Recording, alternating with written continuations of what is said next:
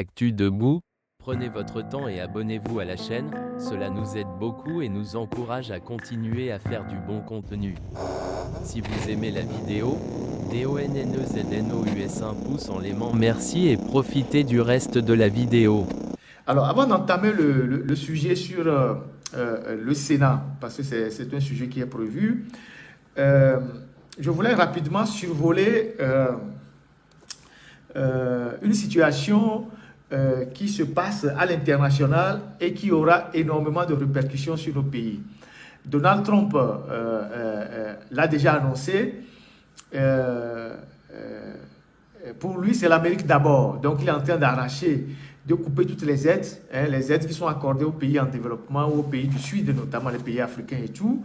Donc, on a déjà vu pour l'USAID, il y a d'autres projets qui vont être démantelés. Donc, c'est des manques à gagner énormes pour nos pays, notamment dans plusieurs secteurs. Quand vous prenez par exemple l'USAID au Togo, ils interviennent dans le planning familial, ils soutiennent les personnes à mobilité réduite, ils donnent des subventions pour les PVVIH, et puis ils font plein d'autres choses dans notre pays. Ils financent les cantines scolaires à hauteur de plusieurs millions de dollars.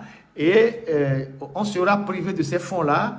Et on sera privé de ces fonds-là. Mais en même temps, c'est une très bonne occasion pour nous les Africains, de lutter contre la corruption pour que l'argent qui devait rentrer dans les caisses de l'État et qui doit servir les populations ne puisse pas être détourné par les dirigeants qui vont les mettre en Occident à travers des comptes bancaires, des immeubles, des habitations, des résidences, des châteaux qu'ils achètent. Donc, dans la foulée de ce que Donald Trump est en train de faire, c'est un bouleversement mondial. Et aujourd'hui, en Europe, la réflexion est en cours. L'Europe est en train de basculer aujourd'hui dans l'économie de la guerre. L'Europe est en train de basculer dans l'économie de la guerre, donc elle va mobiliser énormément de fonds pour les questions de défense et au même moment, elle va faire des coupes budgétaires avec l'argent qui va en Afrique, notamment comment ça s'appelle, l'aide publique au développement, les appuis budgétaires, les financements à travers les organisations comme l'AFD et tout ça. Le FED, tout ça, ouais, voilà, ils vont pas arrêter totalement, mais ils vont diminuer sensiblement les financements parce que eux-mêmes aujourd'hui ont besoin de beaucoup d'argent pour financer l'économie de guerre. Parce que en Europe, ils sont conscients que la guerre est à leur porte. Donc, ils vont faire des coupes budgétaires. Il y a énormément de débats dans les parlements européens actuellement. Il y a même des gens en Europe qui sont en train de suggérer que les dictateurs africains qui viennent cacher l'argent en Europe, il faut saisir ces biens-là, saisir leurs maisons qu'ils achètent, les châteaux. Donc, il y a toute une réflexion. On est en pleine période de brainstorming. Vous savez ce que c'est que le brainstorming? On est en pleine période de brainstorming. Les idées fusent de partout. Et d'ici quelques mois, il va y avoir fondamentalement un virage de l'Europe.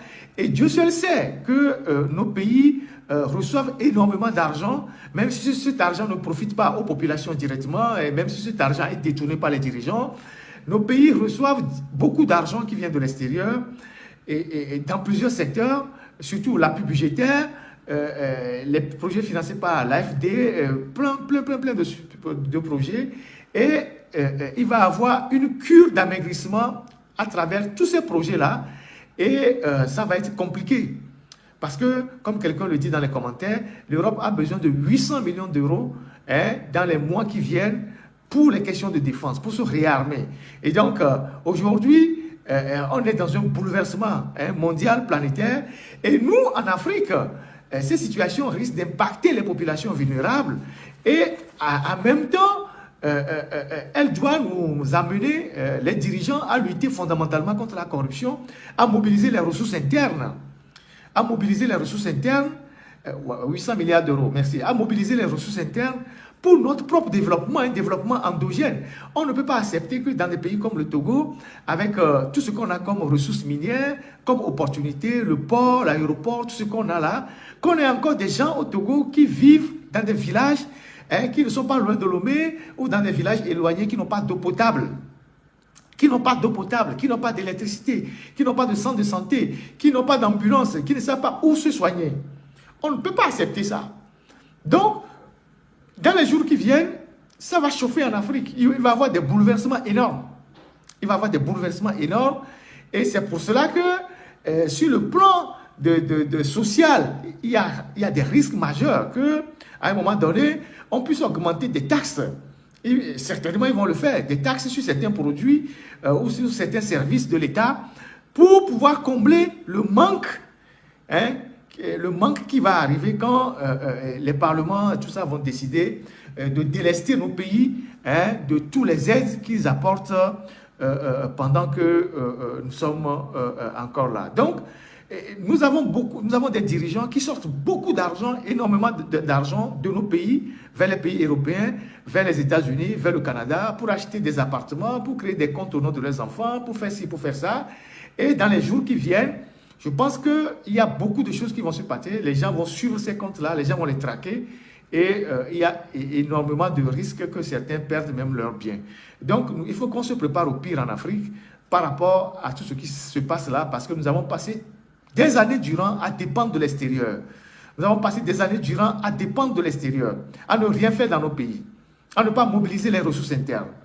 Voilà ce que je voulais dire avant d'entamer le sujet du Sénat. Alors, quand on sait qu'on n'a pas de moyens, quand on sait qu'on n'a pas de moyens pour construire les écoles, quand on sait qu'on n'a pas de moyens pour construire les hôpitaux, quand on sait qu'on n'a pas les moyens pour donner de l'eau à boire à tout le monde, je parlerai de l'eau tout à l'heure, qu'on n'a pas des bourses pour les étudiants, on n'a pas de bourses pour les meilleurs élèves, on n'a pas ci, on n'a pas ça, on n'a pas d'ambulance, on n'a pas des hôpitaux de référence dans toutes les régions, on ne multiplie pas les institutions budgétivores. On ne multiplie pas les institutions budgétivores. Déjà, au Togo, on a des institutions qui sont là, qui ne servent pratiquement à rien. On a la présidence de la République, on a la primature, on a l'Assemblée nationale. Dans un pays normal, les trois institutions auraient déjà suffi. Mais, parce que sous ces institutions se déclinent de petites institutions qui doivent faire normalement leur travail. On a parlé de l'IGE ici, il y a l'IGF, et il y a pas mal d'autres institutions. Mais le Togo, comme on sait bien dépenser de l'argent à ne rien faire, on est parti créer Aplusia pour lutter contre la corruption. Aplusia ne fait pratiquement rien contre la corruption. Après, on a créé la CNDH. Je ne sais pas fondamentalement ce que la CNDH apporte de plus, parce qu'aujourd'hui, vous allez dans les prisons, l'état des détenus, les violations de l'homme, des droits de l'homme, la torture sont devenues des pratiques systématiques dans nos brigades de gendarmerie, dans nos commissariats de police et même en prison. Donc, la CNDH, elle engloutit beaucoup d'argent. La médiatrice de la République, on ne sait pas ce qu'elle fait véritablement là-bas. Donc, c'est aussi une institution qui est entretenue par les contribuables, donc vous et moi. On a la HAC, la Haute Autorité de l'Audiovisuel. Ils sont en fin de mandat depuis 8 ans. Eux aussi sont là-bas. On les entretient tranquillement. Chacun a une voiture. Ils ont des bons d'essence. Ils ont des chauffeurs. Ils ont des avantages. Après, on a plus d'une centaine de mairies pour un petit pays de...